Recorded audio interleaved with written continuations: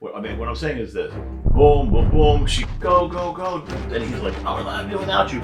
Something has. You gotta go. Maybe it's an arm. No. No. I like that. I like. Okay, so let's do a map, right? Okay. So this is the thing.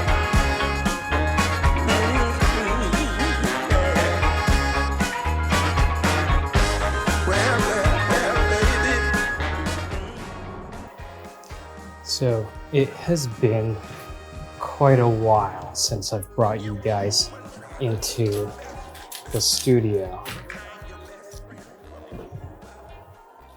And you haven't missed much. It's still a mess. When it comes to creating comic books, I would say the most important aspect is collaboration. And in order to collaborate properly, you have to understand each other at a deeper level and, get to a point where you both have your own language. Throughout the past few months of developing these characters and these stories, I would say Peter and I have definitely figured out how to communicate with each other very well. And this is that story. And here's a question for you though. So when you did write for the first time by yourself, or even before that, did you have a perception that comic book writing was going to be easy? Like, did you feel like writing was going to be easy for you as an artist, already as a real established kind of artist who knew how to put a page together? You didn't have any grand illusions of like, no, this is going to be a not cinch. at all. Okay. Not at all. I knew that I could execute, that it will be competent. Right. But making it meaningful was going to be hard. The difficult part was, how do I say what I'm trying to say in a subtle way that wasn't beating somebody over the head, right? Not blowing smoke up your ass when it came to how you dialogue the stuff, right? Yeah. Yours was so roomy. Because I started out as a filmmaker and shooting movies, I write, and a lot of guys write dialogue. I saw everything visually. I always looked at, I think we've even talked about it, I always feel like I can write every issue of mine if I have the right artist. Yeah. It could be a silent issue. Right. Like, I literally think that most of my stuff could be seen and read and say, I know exactly what's happening and how the people are interacting, interpersonal reactions with each other, and what's the emotional theme and the through line on it. And to me, again, it comes to character is action, action is character. So it's what the character is doing, not what they're saying. That is the most important thing. If you've been reading from issue 1, it'd be like, of course it would come to this. Yeah. Of course it would. Yeah. Right? That moment, if we ever do it, that elevates the book to, in my mind, classic level, where like, this is a book that people will remember. Not a lot of books. First of all, I didn't think about it. Not a lot of books would do that. Honestly though, man, like I'm fucking choked up, man. It's like I know you get invested, even with the characters. You're thinking like, God, we're going to be having all this great stuff with them, and then you're like, because here's the thing too. Like, if we do it, like, I almost feel like if I'm feeling this. Yeah, like this way, we have to fucking do it. I know. Yeah. Right? We have to do it. You know what's funny is that, so when I was reading all those screenwriting books, the Sid Field stuff was great because I felt like it formalized it. It's systemized it. The Robert McKee stuff, it's almost teaching you about life and how story is life and life is story. Did you read Joseph Campbell? I go back to that. You go back to that every so often and go through it a bit and I read it. I like that book. It's really good. But there's another one by this guy, Chris Vogler, I believe is his name. Yes. And he uses Campbell as a bit, and that was that's a really good book. I think that book actually came from a memo that he did when he was at Disney or Pixar. Something like that. You know what I kept running into? And I finally read it and I'm like, I didn't like this at all. Have you seen Star Trek? I told you I'm a Lord of the Rings guy. Okay. I never got into it. Okay, so here's Star Trek 2 and 3. You don't know any about any of this? I watched The Next Generation. Okay, so because I think I've a little told you. bit, yeah. So I was a big Trekker when I was, and I don't mean the new generation. my father and me lived and breathed Star Trek. So Star Trek 1 movie came out.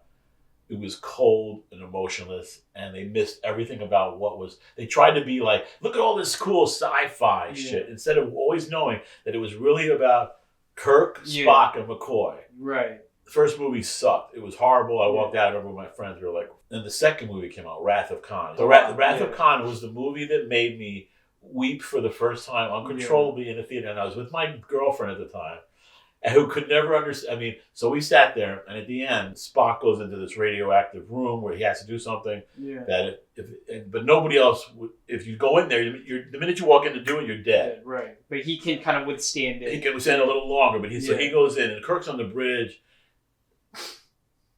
I would have started crying.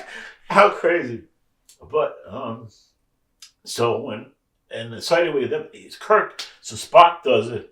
He saves everybody. But I left that moment happen in the theater, and I couldn't stop crying.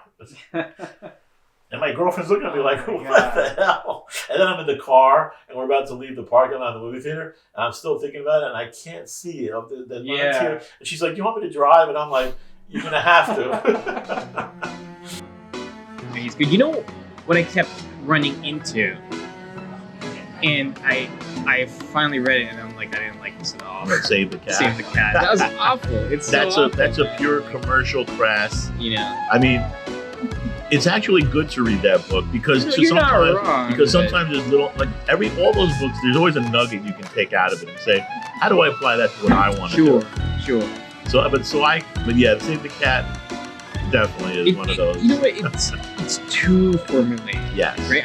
I understand you know what the problem systems, is? but that one was the whole. That was too much. But the funny thing is, if you were in the Hollywood business, that's what all those execs only know. Right. They literally will turn to page 30.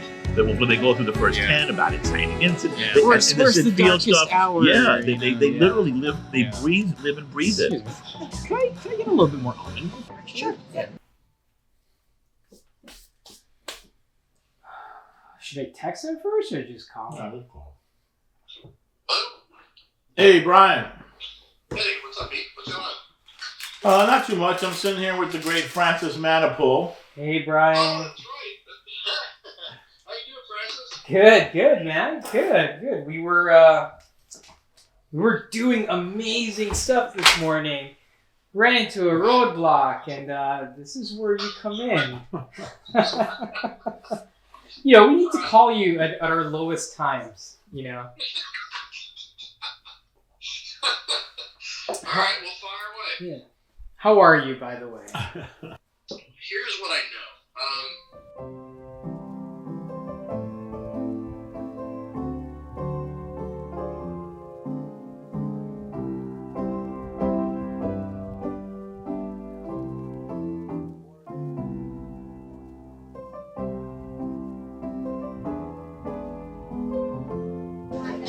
It was weird to go from screenwriting to comics and back, but it's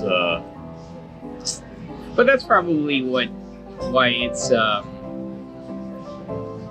not easier, I would say, but it's probably why the translation between what you write and what the artist puts out is a lot closer. Yes. Right. Because I'm thinking of it as an artist. I'm really looking at it. Exactly. Yeah. It's not like I'm having to extract an image out of a thing, whereas you've written it as an image and I'm not really extracting. Right. Classic eggs, Benny. I did. I guess we both did. Yep. One's You got the salmon. salmon. And I got a side of strip bacon. Awesome. Thank you so You guys much. like some hot sauce and ketchup? Salt and pepper? Salt and pepper, please. Yeah, ketchup would be great. Sure. And Thank could I you get so another much. hit on the coffee? Of course, yeah. Thank you. Man, going wild. There you go. Thank you.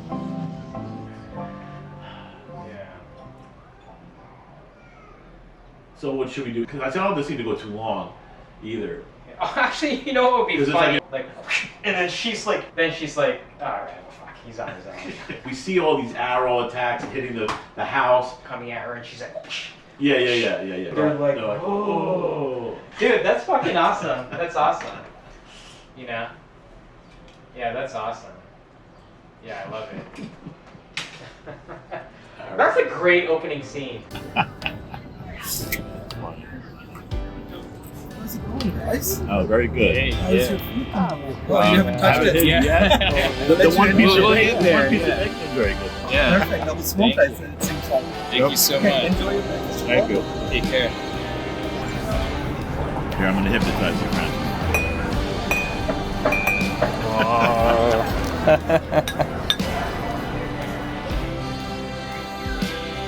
You know, I quote the last line.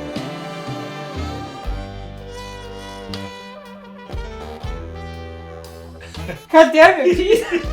That's why I make everybody cry at my Oh books. my god! What the fuck, Pete? Ah. And you know what would be crazy is like.